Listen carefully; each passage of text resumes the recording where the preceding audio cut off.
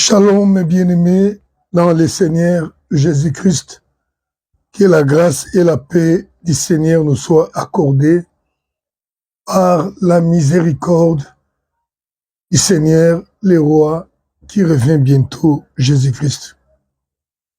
Par la grâce du Seigneur bien-aimé, aujourd'hui, nous allons partager un enseignement qui est en rapport avec l'Église. Nous parlons de la conduite dans l'Église de Dieu.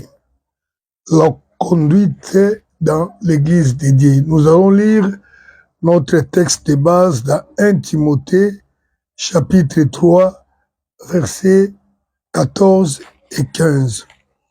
1 Timothée, chapitre 3, versets 14 et 15. Je vais lire au nom du Seigneur Jésus-Christ. Je t'écris ces choses avec l'espérance d'aller bientôt vers toi. Mais si je tarde, tu sauras comment il faut se conduire dans la maison de Dieu, qui est l'église du Dieu vivant, la colonne et l'appui de la vérité. Alléluia. La conduite dans la maison de Dieu est importante, bien-aimés, si du moins nous reconnaissons la valeur de l'Église. La Bible dit clairement que l'Église, c'est la maison de Dieu. Et nous connaissons la grandeur de notre Dieu, comment il est grand, si du moins nous le connaissons. Lorsque nous reconnaissons, nous comprenons la grandeur de Dieu, donc nous devons aussi nous faire l'image dans nos têtes, ce qui doit être la maison de Dieu. Qui sur la terre ici, nous parlons de nos églises, l'église visible, la communauté dans laquelle nous nous trouvons. Donc, si c'est la maison de Dieu, il y a une conduite. Ici, c'est l'apôtre Paul qui est en train de dire à Timothée.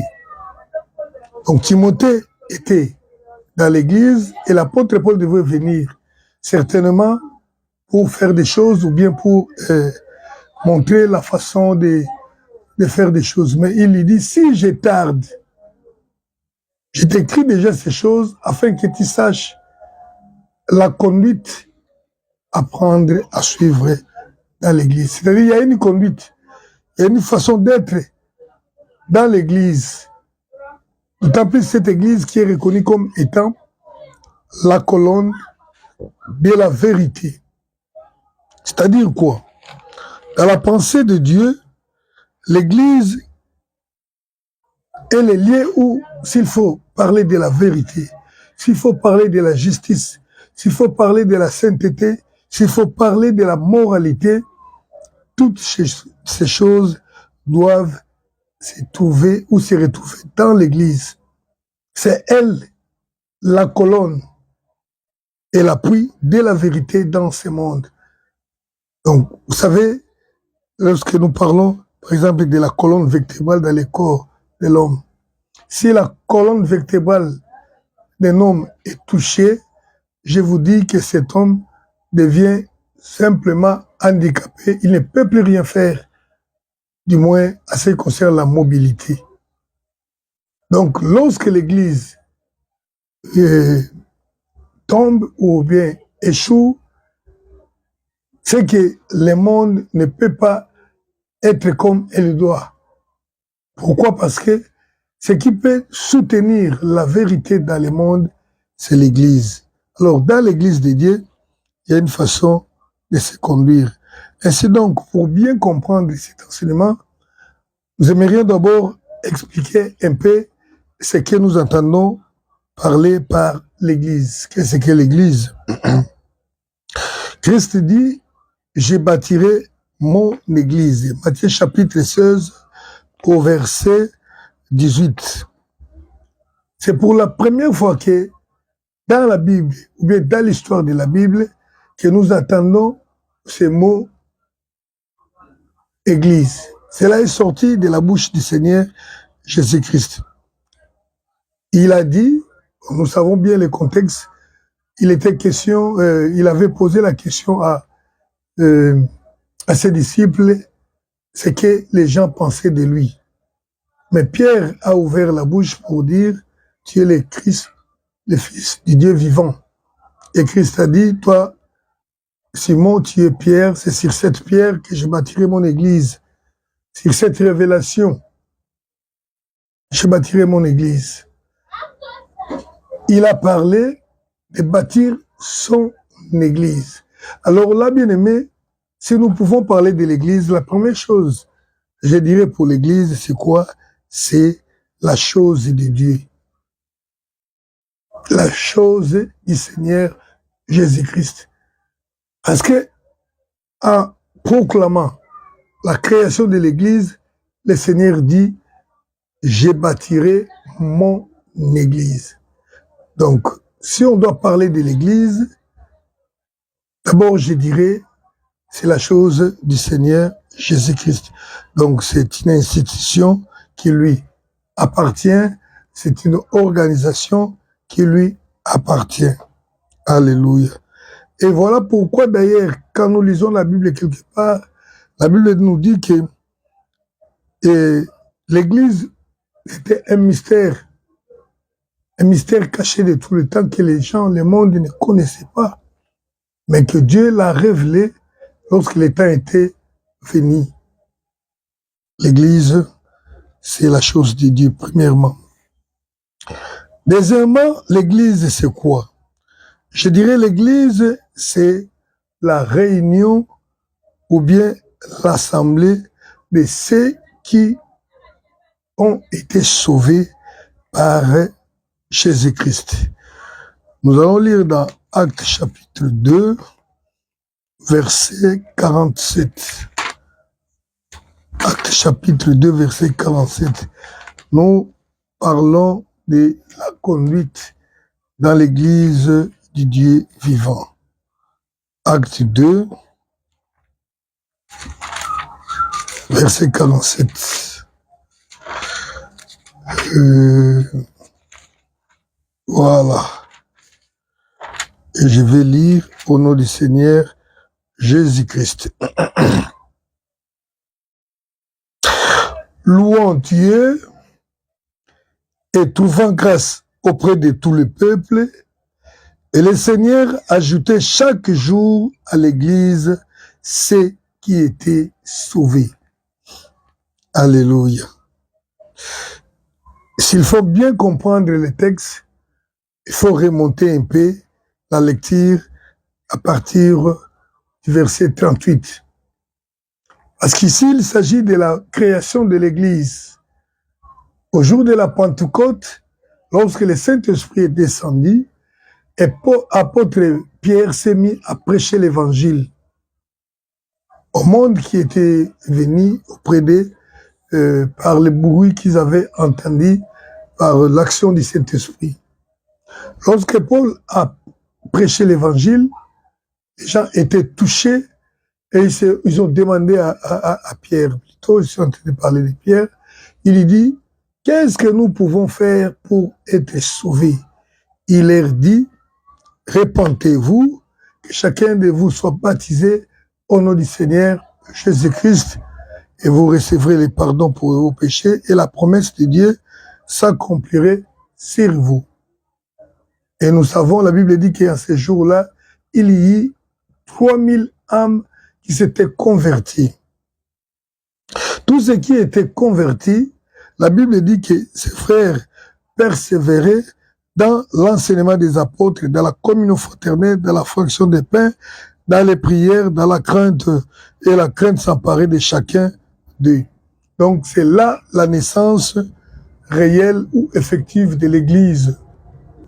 L'Église avait commencé, les frères se réunissaient chaque jour, ils priaient, ils rompaient les pains, et maintenant l'apôtre Pierre dit ceci, le Seigneur ajoutait à l'Église. Le Seigneur ajoutait chaque jour à l'Église ceux qui étaient sauvés. Premièrement, j'ai dit que l'Église, c'est la chose de Dieu, la chose du Seigneur Jésus-Christ. Et maintenant, on nous montre que l'Église, c'est le lieu où le Seigneur ajoute ceux qu'il sauve. Bien entendu, nous savons bien que la Bible dit que tous ont péché et sont privés de la gloire de Dieu. Tous sont condamnés. Mais il se fait que le Seigneur sauve certaines personnes. Parce qu'ici, on est en train de parler de l'Église. Il dit, il ajoutait à l'Église ceux qui étaient sauvés, ceux qu'il sauvait. Ils étaient sauvés de quoi? Ils étaient sauvés du péché. Car selon Romains, selon la Bible, Romains 3, versets 9 jusqu'à 12, la Bible démontre que tous sont péchés, que ce soit les Juifs, que ce soit les Grecs, que ce soit les Français, que ce soit les Arabes ou les Africains. La Bible dit que tous ont péché. Je vais lire Romains chapitre 3, versets 9 à 12. Je lis. Quoi donc? Sommes-nous plus excellents? Nullement. Car nous avons déjà prouvé que tous, juifs et grecs, sont sous l'empire du péché. Selon qu'il est écrit, il n'y a point de juste, pas même un seul. Nul n'est intelligent, nul ne cherche Dieu. Tous sont égarés, tous sont pervertis. Il n'en est aucun qui fasse le bien, pas même un seul. Alléluia. La Bible dit, tous ont péché. Verset 23, car tous ont péché et sont privés de la gloire de Dieu. Tous, les Grecs, les Juifs, les Congolais, les Français, les Américains, les Indiens, tous ont péché et sont privés de la gloire de Dieu. Et quelque part, il est écrit encore, le salaire du péché, c'est la mort. C'est ça la preuve que tous ont péché. Ainsi donc, bien aimé, là, je vous dis que les problèmes du monde, les problèmes de l'humanité, partout où l'homme peut se trouver, ce n'est nullement le manque de la démocratie, ce n'est nullement le chômage, ce n'est pas la faim, ce n'est pas les guerres. Les problèmes du monde, c'est les péchés. Ce qui tourmente tout le monde. Et c'est la raison pour laquelle nous mourrons. Nous le savons bien, personne ne discute là-dessus. Nous mourrons pourquoi? Parce que la mort est la conséquence du péché. Maintenant, ce qu'il faut savoir, que Christ est mort pour nos péchés. Christ est mort pour les péchés. Il est venu pour sauver ceux qui croient du péché et de la conséquence du péché. C'est pourquoi, à ceux qui croient, il leur donne la vie éternelle. La vie qui ne connaît plus la mort. Or, la mort n'est que la conséquence du péché. Autrement dit, le péché est vaincu. Alors, lorsque le Seigneur dit que l'Église, il a ajouté chaque jour à l'Église ceux qui étaient sauvés, bien aimé, cela signifie que l'Église est l'assemblée des sauvés. Et ceux que le Seigneur a sauvés, on les appelle parfois les saints, c'est-à-dire les mis à part, des personnes que le Seigneur a pris et a mis à part pour lui-même. Sauvés de quelle maladie, de quel problème? Sauvés du péché et de la mort. L'Église, c'est l'assemblée, la réunion des personnes que le Seigneur a sauvées. Donc, je suis en train de donner d'abord les définitions de l'Église. Premièrement, j'ai dit c'est la chose de Dieu.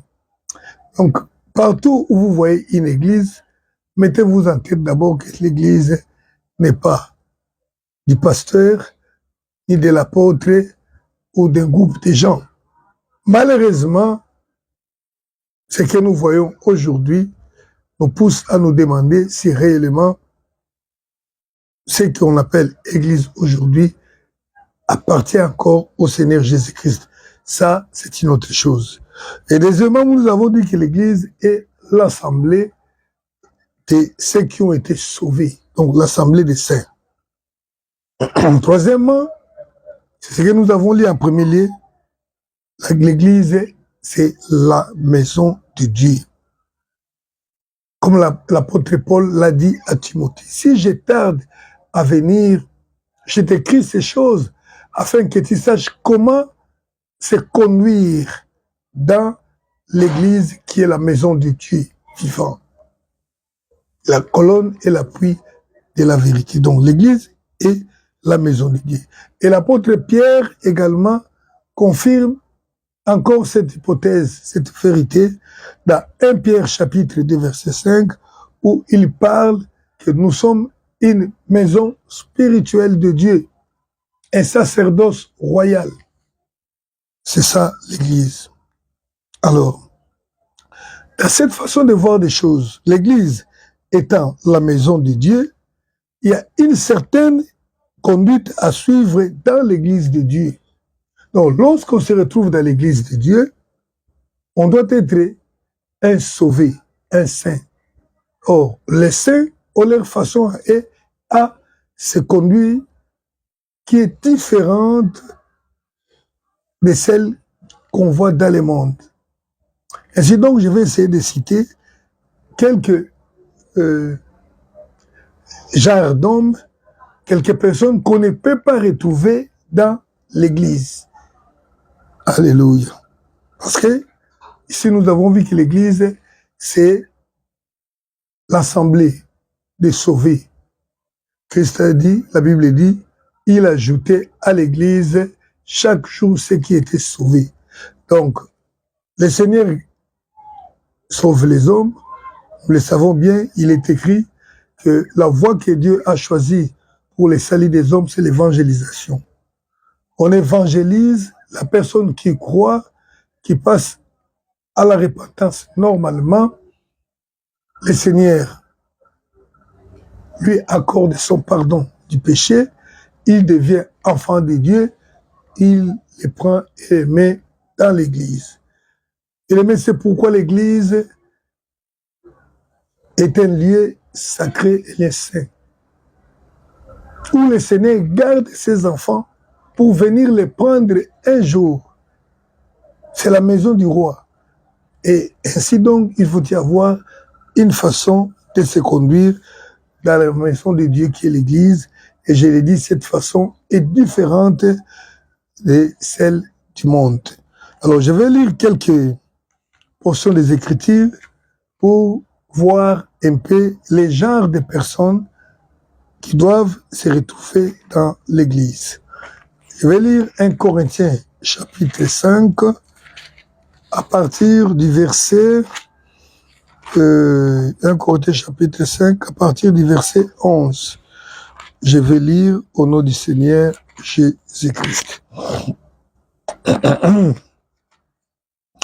Maintenant, ce que je vous ai écrit, c'est de ne pas avoir des relations avec quelqu'un qui se nommant frère est débauché, ou cupide, ou idolâtre, ou outragé, ou ivrogne, ou ravisseur, de ne pas même manger avec un tel homme.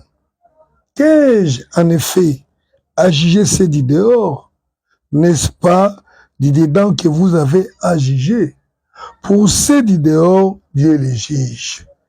Ôtez les méchants du milieu de vous. Alléluia. L'apôtre Paul est en train de s'adresser à l'église de Corinthe. Et j'aimerais souligner une chose, bien-aimée, ce n'est pas seulement à l'église de Corinthe que l'apôtre Paul est en train de s'adresser. Parce qu'aujourd'hui, nous retrouvons des hommes qui prétendent parler de la part de Dieu, mais lorsqu'il s'agit parfois d'une portion des Écritures se trouvant dans tel livre ou tel autre, ils se disent, non, voilà, vous voyez, cette histoire-là, c'est surtout l'histoire de la soumission de la femme ou de l'habillement de la femme. Ils vous diront, non, voilà, ça, Paul avait dit aux femmes de Corinthe, parce que ces femmes de Corinthe-là étaient moins disciplinées, un peu impolies. Non, bien-aimés, ça, c'est une faute grave. Et je vous l'ai dit, ça n'a jamais été une faute, mais c'est vraiment de façon délibérée que les gens le disent. Pourquoi? Parce qu'un prédicateur est censé comprendre ce que je suis en train de dire ici. 1 Corinthiens chapitre 1er, verset 1. Je vais lire et le verset 2. Paul, appelé à être apôtre de Jésus-Christ par la volonté de Dieu, et les frères Sostème, à l'église de Dieu. Donc Paul adresse cette lettre. Il dit à l'église de Dieu qui est à Corinthe, virgule, à ceux qui ont été sanctifiés en Jésus-Christ, virgule, appelés à être saints, virgule, et à tous ceux qui invoquent en quelque lieu que ce soit le nom de notre Seigneur Jésus-Christ. Alléluia. Je reprends cette phrase. Et à tous ceux qui invoquent en quelque lieu que ce soit le nom de notre Seigneur Jésus-Christ. Leur Seigneur est le nôtre. Si nous avons comme Seigneur Jésus-Christ, même si tu te retrouves en Inde, en Arabie, au Congo, en Amérique, au Mali, bien-aimé, ce que le Seigneur dit ici, cette lettre adressée aux Corinthe, aux disciples de Corinthe, s'adresse aussi à toi. Et d'ailleurs, comme toutes les lettres que l'apôtre Paul a écrites aux églises, c'est pourquoi ne minimisons pas la parole de Dieu juste pour séduire le peuple de Dieu et les amener en enfer. Maintenant, il parle à l'église de Corinthe et aussi à l'église de la Côte d'Ivoire, du Cameroun, du Brésil. Donc, il dit ceci. Je vous avais écrit que vous ne devez pas avoir des relations avec les impudiques, avec les idolâtres, avec les ravisseurs, avec les cupides. Mais ce n'est pas de manière absolue que je l'ai dit. Je l'ai dit à propos de ces personnes qui s'appellent frères ou sœurs, mais qui, dans la vie, ce sont des impudiques, des débauchés, des cupides, des menteurs, des idolâtres, des outragés, des ravisseurs. Voyez-vous, on est en train de citer un groupe de personnes, un genre de personnes qu'on ne peut pas retrouver dans cette assemblée de sauvés. Parce que un homme a été sauvé du péché. Comment on veut le garder dans l'église? Comment peut-il encore vivre dans les mêmes péchés? C'est qu'il n'a jamais été sauvé. Or, l'église, c'est l'assemblée des sauvés. Et l'apôtre Paul dit ceci. Pour une telle personne, je vous dis de ne manger pas avec lui, de ne pas avoir des relations avec lui. Et il part encore trop loin en disant que nous sommes appelés, nous, non pas à juger ceux du dehors, ceux qui ne sont pas de l'église, mais nous devons juger ceux de l'église. C'est pourquoi, bien aimé, lorsque vous vous trouvez devant une personne qui se dit frère, qui se conduit mal, vous lui dites frère, ça ne peut pas être ainsi, il vous dit, ne jugez point, comprenez qu'il n'est pas de l'église. Alléluia. Donc dans l'église du Seigneur, il y a des genres de personnes qu'on ne peut pas retrouver. Ici d'abord on a parlé de impudiques ou de débauchés. Bien aimé, l'impudicité, c'est un péché, je dirais même, que dirais-je, j'allais dire la mère du péché, mais je vous dis, c'est un péché grave. Parce que la Bible dit, celui qui se livre à l'impudicité pêche contre son propre corps. L'impudicité est large. D'abord, c'est l'effet de s'unir avec une personne qui n'est pas ton conjoint ou ta conjointe. L'impudicité, c'est le fait de s'unir, je dis, c'est de s'unir entre un homme et une femme qui ne sont pas liés dans les liens du mariage. C'est ce que nous avons connu tous à ce qu'on sait l'impudicité. Mais lorsque Christ est venu, il est encore allé trop loin en disant que c'est déjà l'impudicité lorsqu'un homme ou une femme regarde quelqu'un avec envie de coucher avec lui. Mais j'irai encore loin. L'impudicité, par rapport au nom-là, c'est quelqu'un qui pratique des choses honteuses. C'est quelqu'un qui n'a pas la honte. Par exemple, tel que je suis là, tel que je me présente, je dois avoir honte de présenter une certaine partie de mon corps. Car la Bible dit, il y a des parties honteuses. Et les parties honteuses de notre corps, nous les cachons. Voyez-vous, Adam et Ève, après la chute, avaient reconnu qu'ils étaient nus. Et qu'est-ce qu'ils ont fait? Ils se sont ouverts des feuilles d'arbre. Le Seigneur a vu que cette façon de se couvrir n'était pas correcte. Il les a cousus, il les a cousus un habit avec la peau d'animal. C'est-à-dire que lorsque une personne s'habille de façon à présenter son corps, les parties honteuses, ces parties honteuses aux hommes, c'est déjà de l'impudicité.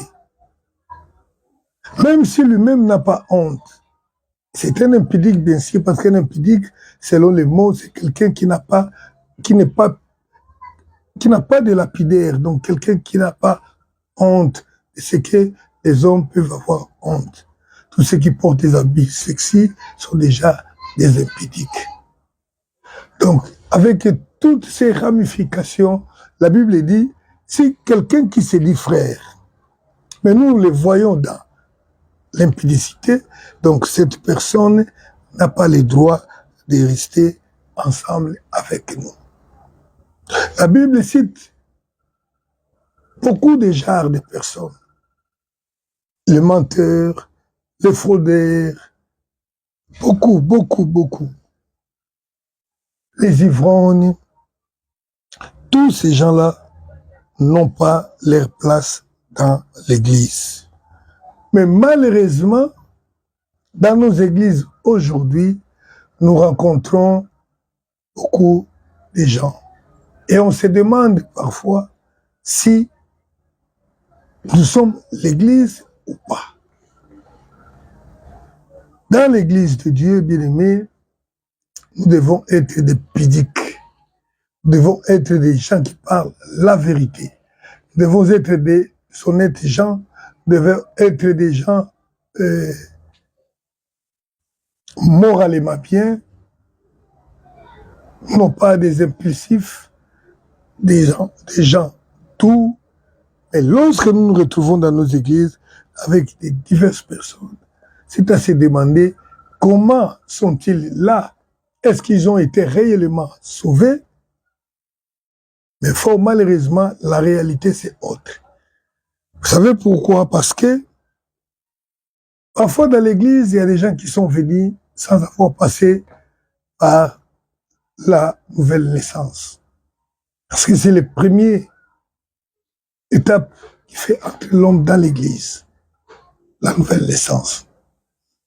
Il y a de ceux-là qui sont dans l'église, pourquoi? Parce que il est né d'un père ou d'une mère qui fréquente déjà l'église. Et comme la Bible nous recommande d'amener nos enfants auprès du Seigneur, ils ont l'habitude de venir, mais comme ils n'ont pas reçu le Seigneur, ils n'ont jamais été délivrés du péché, ils se retrouvent parfois avec des conduites impies. Et nous, parfois nous les considérons, nous les croyons à tort qu'ils sont les nôtres. En principe, ils ne doivent pas être dans l'église du Seigneur Jésus-Christ. Alléluia. Dans l'église du Seigneur, on se retrouve avec des personnes qui sont réellement sauvées. Ce sont en effet les vrais enfants de Dieu. La Bible dit, l'enfant de Dieu ne pratique pas les péchés parce qu'il est né de Dieu, selon 1 Jean chapitre 3, versets 9 et 10. Dans l'église, nous nous retrouvons avec des gens qui sont sincères, qui vivent une vie honnête. Nous vivons dans l'église avec certaines personnes que nous croyons être honnêtes. Parce que la Bible dit que les péchés de plusieurs sont cachés. Que nous croyons être honnêtes. 1 Timothée chapitre 5, verset 24. 1 Timothée 5, 24. Voilà. Les péchés de certains hommes sont manifestes, mais même avant qu'on les juge, tandis que chez d'autres, ils ne se découvrent que dans la suite. Il y a des gens qui sont dans l'église, mais ils vivent dans les péchés. On ne se rend pas compte. Pourquoi? Parce que la Bible dit les péchés de certaines personnes sont visibles, ils sont manifestes, mais pour d'autres, ils sont cachés. Et quand nous sommes dans l'église, on les voit tous par la figure comme des gens calmes, des honnêtes gens. Mais ils savent ce qu'ils sont. Intérieurement, ils se savent. La façon dont ils vivent loin de l'église se connaissent. Ils sont au milieu de nous. Et ces gens-là, moi, je les appelle dans l'église, ils sont les collaborateurs du diable. En fait, toute personne qui vit dans les péchés, dans l'église, c'est la personne que le diable va utiliser pour détruire ou bien pour combattre l'église. Toute personne qui est dans l'église, même s'il était enfant de Dieu, c'est-à-dire il avait reçu Christ, mais dès lors qu'il commence à vivre dans les péchés et que personne ne connaît, cette personne est une collaboratrice du diable, de l'ennemi. Parce que, à cause de sa présence, l'ennemi va trouver les moyens pour déstabiliser, pour combattre l'église du Seigneur Jésus-Christ. D'ailleurs, j'ai oublié de vous dire une chose, quand Christ a parlé de son église, quand il a annoncé la naissance de son église, il a annoncé sous les signes des combats. Il a dit, je bâtirai mon église, et les portes de l'enfer n'auront point, ne pourront point sur elle. Donc il savait déjà qu'il y aura un combat, mais il finira toujours par vaincre. Les collabos de l'ennemi se retrouvent aussi dans l'église. Dans les églises, il y a aussi les infiltrés. Les infiltrés là, ce sont vraiment les enfants du diable qui se cachent dans l'église parce que, comme le dit la Bible, les péchés de certaines personnes sont cachés.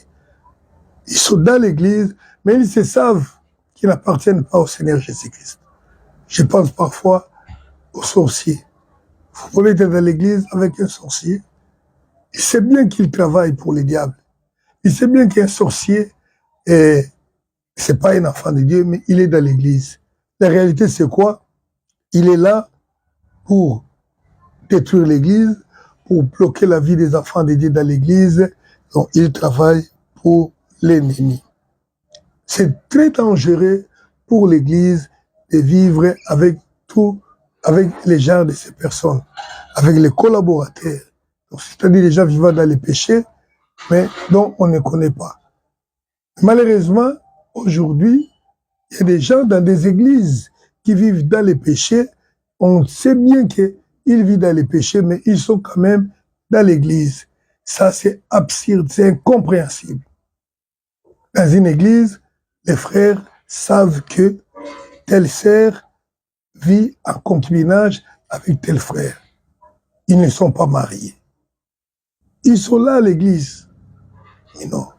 Donc, et la personne qui connaît, qui n'a pas dénoncé la chose là, c'est aussi un collaborateur de l'ennemi. Un collaborateur du diable, de l'ennemi de l'église. Parce que dans l'église, ce sont les sauvés. Et la Bible nous recommande de ne jamais prendre part aux œuvres des ténèbres, aux œuvres du péché, mais plutôt de les condamner. Quelqu'un qui est au courant d'une mauvaise vie,